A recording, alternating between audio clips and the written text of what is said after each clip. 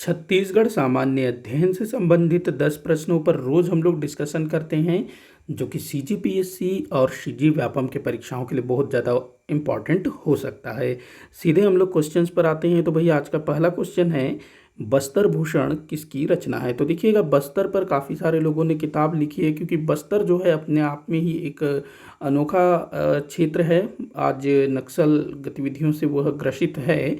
वहाँ की जो जनजातीय संस्कृति है, वन संपदा है, वो हमेशा से बाहरी लोगों को आकर्षित करता रहा है, और लोग जो है बस्तर के बारे में जानना समझना चाहते आ रहे हैं पहले से ही। तो बस्तर भूषण जो कि लगभग 1908-1910 के आसपास में लिखी गई थी।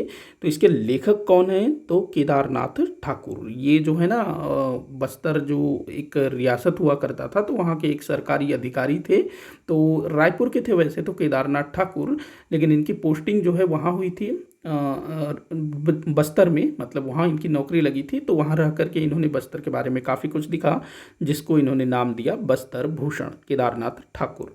आगे बढ़ते हैं अगले क्वेश्चन की तरफ। निम्न कथनों पर विचार कीजिए। नीचे कुछ कथन दिया हुआ है। पहला दिया है, धूमकुरिया के युवक सदस्य धांगर और युवती सदस्य धांगरिन कहलाते हैं। बिल्कुल सही है भाई। दूसरा दिया है, युवती सदस्यों की मुखिया बारकिन धांगरिन कहलाती है। ये भी बिल्कुल सही है। युवक सदस्यों का मुखिया धांगर महतो कहलाता है। ये भी बिल्कुल सही है। देखो, आपको जो है ना, जितने भी युवा गृह हैं, चाहे वो मुरिया जनजाति का घोटुल हो, उरांव जनजाति का धुमकुरिया हो, इनके संबंध में विस्तार से जानकारी रखना आवश्यक है, क्योंकि जो सीजीपीएससी है और सीजी व्यापम दोनों ही जो है इस टॉपिक से लगभग क्वेश्चन हमेशा पूछा ही जाता है। मैंने ना हमारे छत्तीसगढ़ में जितने भी युवा गृह हैं उन पर डिटेल में वीडियो बनाया हुआ है, आप लोग जा कर के देख सकते हैं। तो यहाँ पर 1 2 3 सही होगा, तीनों सही है। तो आंसर हो जाएगा आपका द 1 2 3। सॉरी।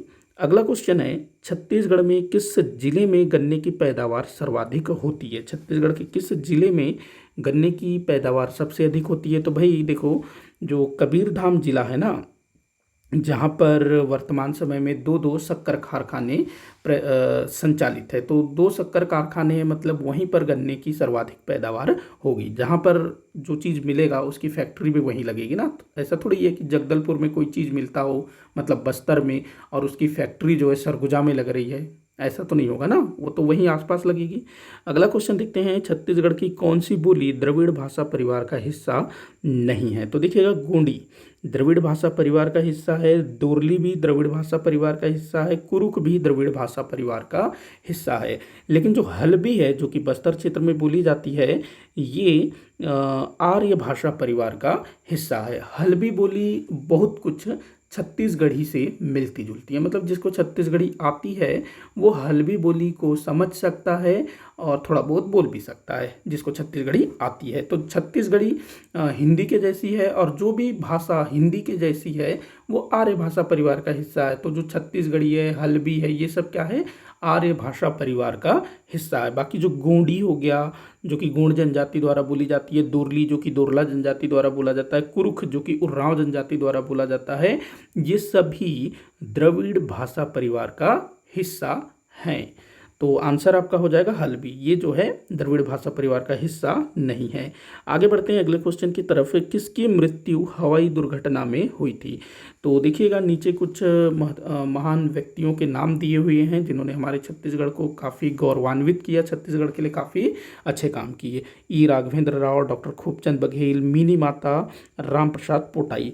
तो इनमें से किसकी मृत्यु हवाई दुर्घटना में हुई, ये आप लोगों को बताना है। तो जो मिनी माता है ना, जो हमारे छत्तीसगढ़ राज्य की पहली महिला सांसद थी, तो इनकी जो मृत्यु है हवाई दुर्घटना में हुई थी। ध्यान रखेंगे, इस तरह के क्वेश्चन भी बनते हैं। अगला क्वेश्चन है, बांस गीत के लिए कौन जाने जाते हैं। बांस गीत, जो बांस गीत गायन के लिए कौन जाना जाता है, ये आपको बताना है। तो देखिएगा, जो केजूराम यादव और नकुल यादव, ये दोनों जो हैं बांस गीत के लिए जाने जाते हैं, केजूराम यादव और नकुल यादव। तो आंसर हो जाएगा आपका 2 और 4, द इसका उत्तर होगा। अगला क्वेश्चन देखते हैं, छत्तीसगढ़ की कौन सी बोली पर उड़िया भाषा का प्रभाव देखने को नहीं मिलता है। तो छत्तीसगढ़ की किस बोली पर उड़िया भाषा का प्रभाव देखने को नहीं मिलता है। अब देखिएगा, हमारा जो छत्तीसगढ़ है कुछ इस तरह, सॉरी माफ़ी चाहूँगा, हमारा जो छत्तीसगढ़ है कुछ इस तरह का है हमारा छत्तीसगढ़। अब ये वाला जो पार्ट है इस तरफ क्या है, उड़ीसा, इस तरफ उड़ीसा है। अब जो है हमारे छत्तीसगढ़ का एक बहुत बड़ा एरिया जो है ना उड़ीसा से लगा हुआ है। उड़ीसा में कौन सी भाषा बोली जाती है, उड़िया भाषा। तो हमारे छत्तीसगढ़ का ये वाला जो हिस्सा है ना जो कि उड़ीसा से लगा हुआ है, तो यहाँ पर जो लोग रहते हैं, जो जनजातीय लोग रहते हैं, उनकी भाषा बोली में उड़िया भाषा का प्रभाव देखने को मिलता है। तो देखिएगा जो बिंझवार हैं, बिंझवारी, जो कि बिंझवार जनजाति द्वारा बोला जाता है। अब बिंझवार जनजाति ये कहाँ पर इनका संकेंद्रण है, तो भाई बलौदा बाजार में है, इस तरफ है पश्चिम की तरफ। तो इस पे जो है उड़िया भाषा का प्रभाव देखने को मिलता है। कलंगा भी इसी तरफ बोला जाता है, लरिया भी इसी तरफ बोला जाता है। तो इन तीनों में जो है उड़िया भाषा का प्रभाव देखने को मिलता है। जबकि बैगानी भाषा जो कि बैगा जनजाति द्वारा बोला जाता है, इस क्षेत्र में बैगा जनजाति का संकेंद्रण है। मैकल पर्वत श्रृंखला में राजनांदगांव, कबीरधाम, मुंगेली, अभी गौरेला, पिंडरा, मरवाही, तो इस तरफ जो है बैगा जनजाति का संकेंद्रण है। तो बैगा जनजाति द्वारा बैगानी बोली बोली जाती है और ये जो भाग है उड़ीसा से काफ़ी दूर में है। तो यहाँ पर जो है ना उड़िया भाषा का बिल्कुल भी प्रभाव देखने को नहीं मिलता है। तो यहाँ पर आपका आंसर हो जाएगा बैगानी। बैगानी पर उड़िया भाषा का प्रभाव देखने को नहीं मिलता है। इस तरह के क्वेश्चन भी बनते हैं, ध्यान में रखिएगा। अगला क्वेश्चन है, कौन रायपुर नगर की नगर माता के नाम से प्रसिद्ध थी? तो कौन सी महिला रायपुर के नगर माता के रूप में जानी जाती थी, बताइएगा। तो बिन्नी बाई ये रायपुर के नगर माता के रूप में विख्यात थी। अगला क्वेश्चन देखते हैं, सगराखंड किस जनजाति के प्रमुख देवता हैं? सगराखंड, तो भाई ये कंवर जनजाति के प्रमुख देवता हैं, सगराखंड। आगे बढ़े अगले क्वेश्चन की तरफ, जो कि इस वीडियो का आखिरी क्वेश्चन होगा। क्वेश्चन है, राजा रामानुज प्रताप सिंह देव किस रियासत के राजा थे? राजा रामानुज प्रताप सिंह देव, तो भाई ये कोरिया रियासत के राजा थे, कोरिया रियासत के राजा, ध्यान रखना। आगे बढ़ 10 क्वेश्चन हो गया ना। तो इसी के साथ आज का ये वीडियो यहीं पर समाप्त होता है। आप लोग मुझे कमेंट करके बताइएगा कि आपसे कितने क्वेश्चन सॉल्व हुए। किसी भी क्वेश्चन में कोई भी डाउट हो तो ज़रूर बताइएगा। वीडियो को आखिर तक देखने के लिए बहुत बहुत धन्यवाद।